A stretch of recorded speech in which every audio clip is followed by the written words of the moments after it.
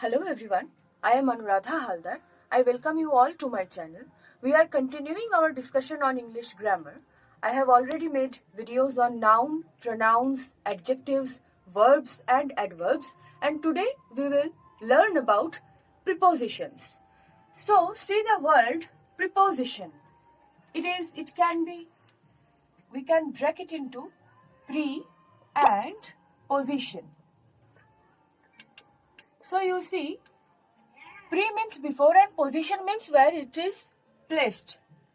So prepositions are words which they are usually placed before nouns and pronouns, and they establish their relation with other words. So prepositions are words which are placed before nouns and pronouns, and they establish to show their relation with other words in a sentence. Like example I am taking, the book is on the table.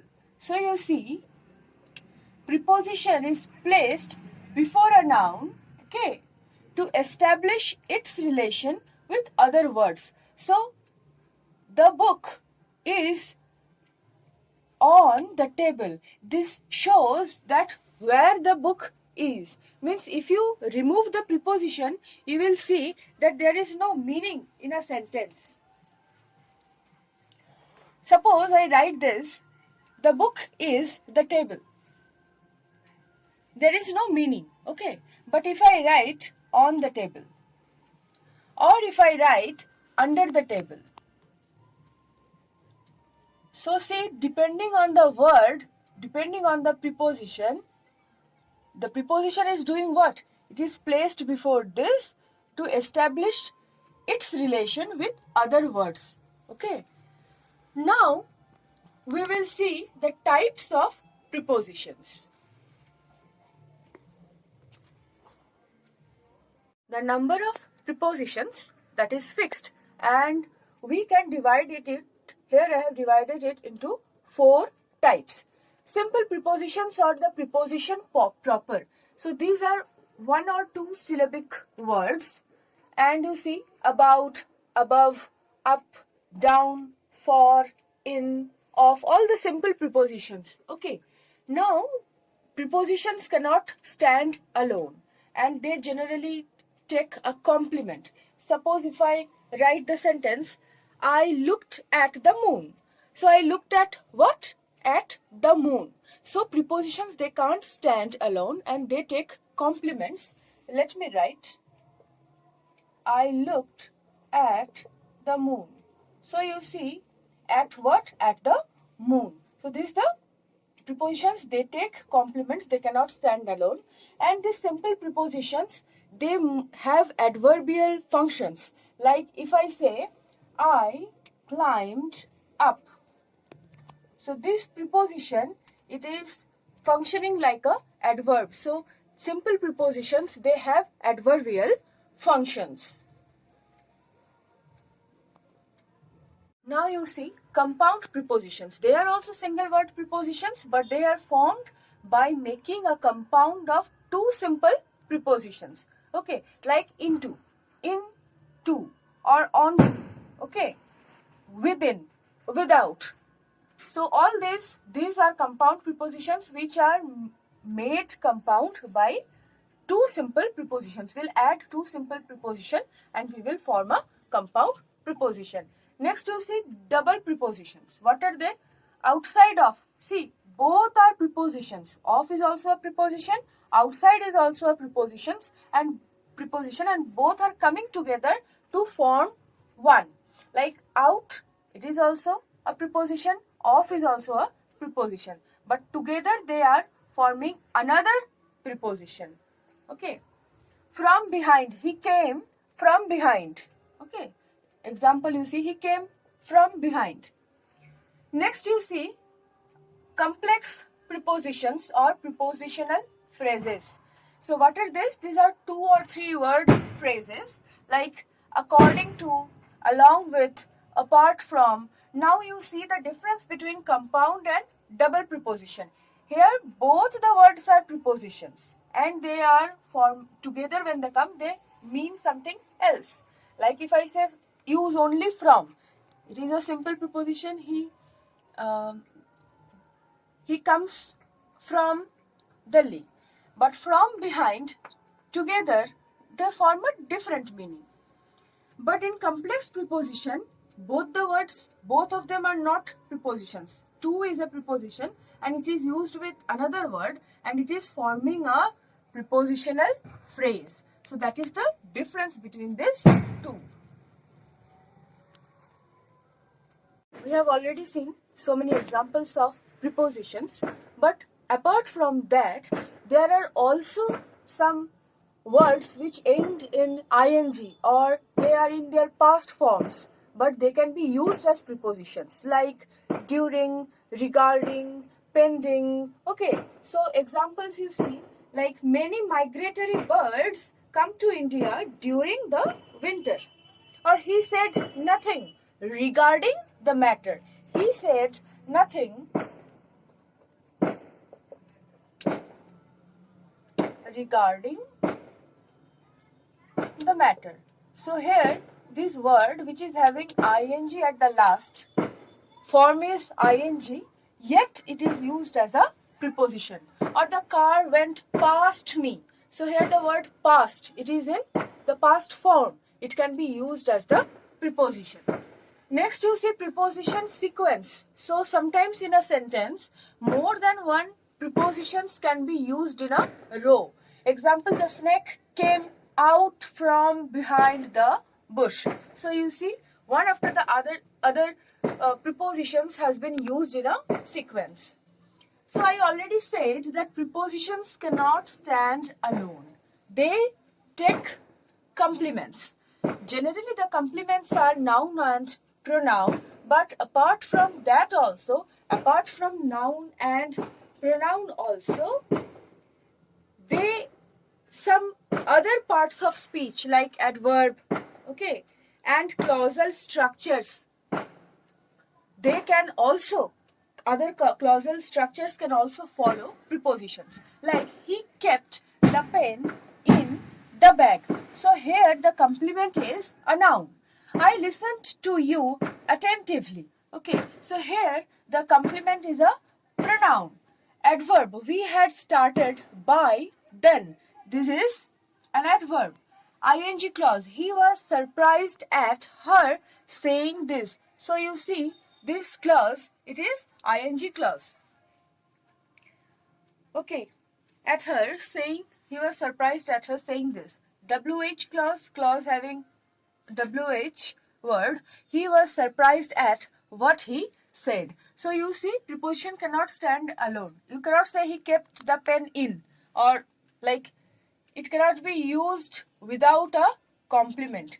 Now generally the complements are noun or pronoun, but apart from it, other parts of speech and clausal structures can also follow prepositions.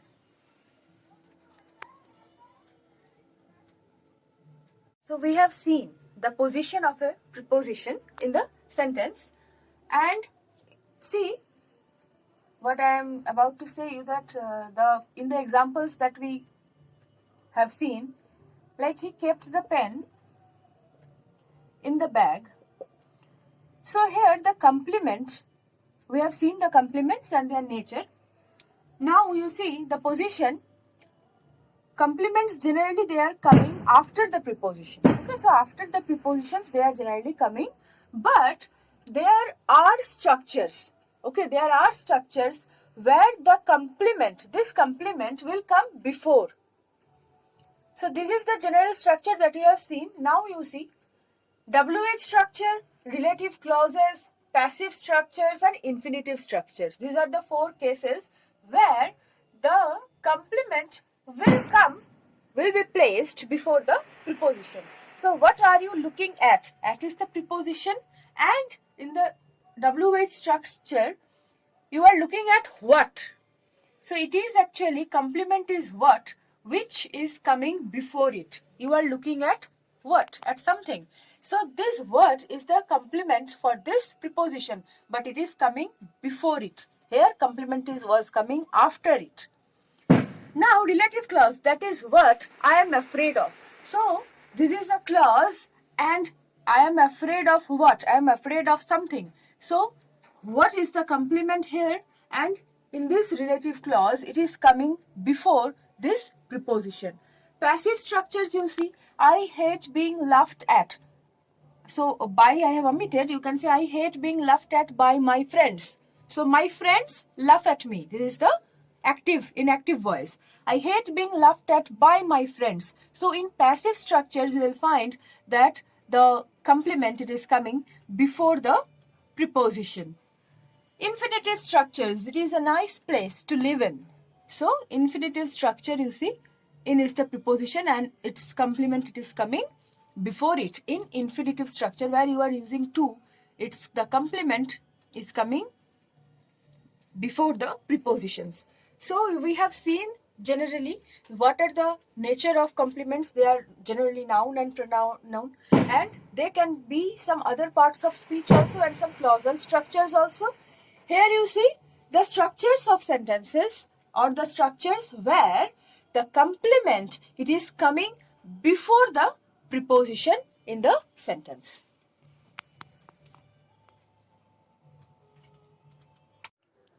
You see prepositional phrases. What is a prepositional phrase? A phrase containing a preposition. They do a number of functions in a sentence. So what are adverbials that we have read just before in the last video? Adverbials are groups of words. They are group of words which function as one adverb, which function like an adverb. So he works where? In an office. So see, he functions. So here the prepositional phrase in an office is functioning like an adverbial. He works in an office. He works where? In an office. So it is telling about the place of that action. Post modifier. So pre-modifier, post modifier, this I have discussed in my video on noun. Here you see the boy with the blue shirt came here. So this is the prepositional phrase. The boy with the blue shirt. This phrase, it is modifying the noun. The boy with the blue shirt, who came here? The boy with the blue shirt came here. So here the prepositional phrase is acting as a post modifier. Means it is modifying the boy, but it is placed, if I say a fat boy, there the modifier is placed before, but here the modifier is placed after it, after this noun. So here this is called a post modifier because of its position. So see, the prepositional phrase is functioning as a post modifier here. Next is verb complements. So what are complements? So many times I have used the word complements. They help in completing the meaning. Okay.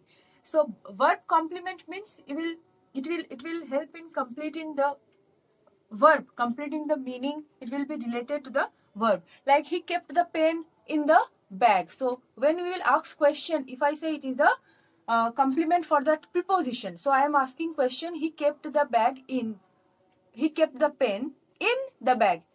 He kept the pen in where? Means it will be related to that word. So here you see, I congratulate you on your success. So when I am saying it is a verb complement, okay, when I will say it is a verb complement, on your success is the prepositional phrase. I congratulate is the verb. So I congratulate you on what? You will ask question to that word. Verb complement means this complement is helping in completing the meaning of this verb. So here the prepositional phrase is acting as a verb complement. Next, adjective complement. I am good at counting. So at counting is the prepositional phrase and it is complementing the adjective. Like I am good. Good at what? At counting. So see the different functions which are performed by a prepositional phrase. They function as adverbials, as post modifiers, as verb complements or as adjective complements. Now we will see some instances where we omit the prepositions. So omission of prepositions. So you see, after such verbs as come, go, arrive, get, send, take, bring, when we use the word home, so there he goes home, he comes home. Okay. So in these cases, no preposition is placed, like he comes or arrives home. So here the home is acting as the adverb, and directly after the verb we are using this without any preposition at this place. Next, after verbs like, so you see, after these verbs when we are using this word home, so you'll remember the special case. Then after some verbs like discuss, enter, there also we don't use prepositions. Directly we use other words. Number of common expressions of time beginning with next, last, this, that, one, every, each, some, any. Like next Tuesday, nothing has been placed here. Last month, so no prepositions. Okay, directly we are we omit the prepositions in these three cases that I have mentioned. You see, prepositions, they indicate, they establish relationship with other words in the sentence. So you see that when I write the book is on the table, what it is doing, this on is establishing, it is used before this noun, and it is establishing its relation with the word, the book, with other words in the sentence, with the verb, with the subject. So you see, this on, it is indicating the position of the book, the relation between these two words. What is the relation? Position. So on is actually indicating the position of the book on the book and the table, where the book is placed. So see that the prepositions regarding the relationship that they establish, regarding that, they can be classified into what is the relationship that they are establishing with the other words. It can be of 6 types. The relationship that they indicate, based on that, it can be of 6 types. This one is on position, so like that, place and position. What are the prepositions indicating that? At, in, on, by, between, among. It can be, relationship can be based on time, like at, in, on, by, during, for, from, since, within. Movement, these words, through, across, along, so they will indicate movement. Direction, at, in, from, into, to, towards. Agent, instrument or manner. By, with, for, in, from. Cause or reason. For, from, of, with.